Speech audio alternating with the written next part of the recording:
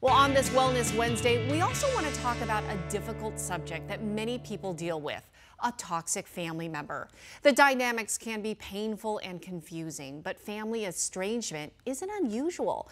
About 1 out of 4 Americans have cut off contact with a family member.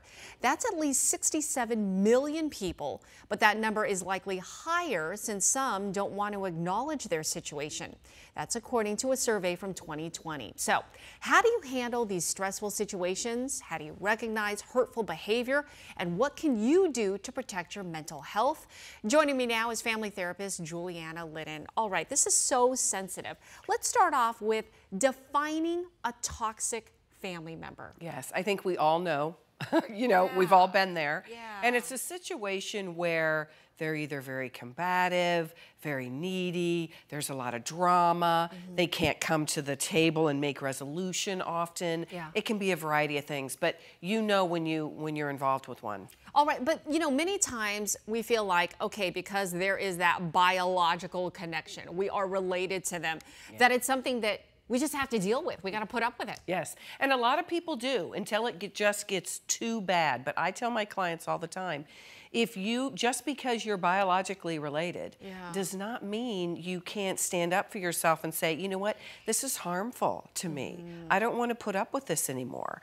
So, trying to figure out how to thread that needle. And that's the hardest part, is having, I feel like, the courage to have that conversation. It is. So how do we handle that? Because that's to me the hardest part. It is. So we always use this word boundaries, right? Yeah. Anybody can set a boundary.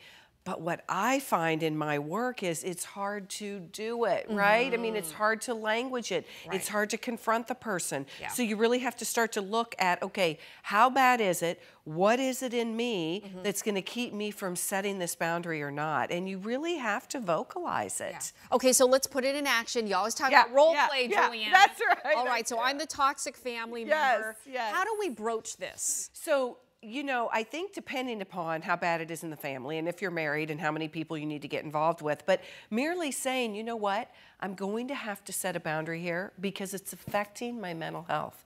It's affecting me on so many levels, and I have to draw the line. Maybe it's just limiting the amount of time you're with the person, but really letting them know, it's me, I can't do it.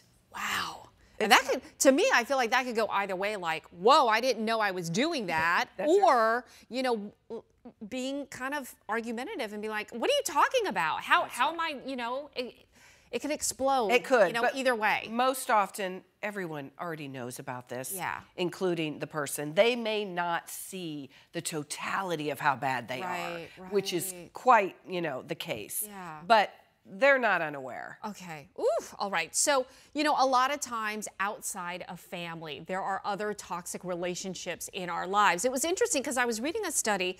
It showed that when it comes to toxic friends, because, we all have one, maybe some, maybe a lot, 84% of women and 75% of men have a toxic friend at some point in their lives. So how do you handle the friend? Can you believe that? Yeah, that's a lot. I mean, that is a lot. Yeah. So a lot of people will just limit their time with them. Sometimes you have a big group of people, that and there's one or two that you just can't quite deal. You have to limit your time, or if you feel comfortable, I always say, you can vocalize what the problem is. Most often, people just kind of move around it, right? Can you ghost them? Can you just ignore them?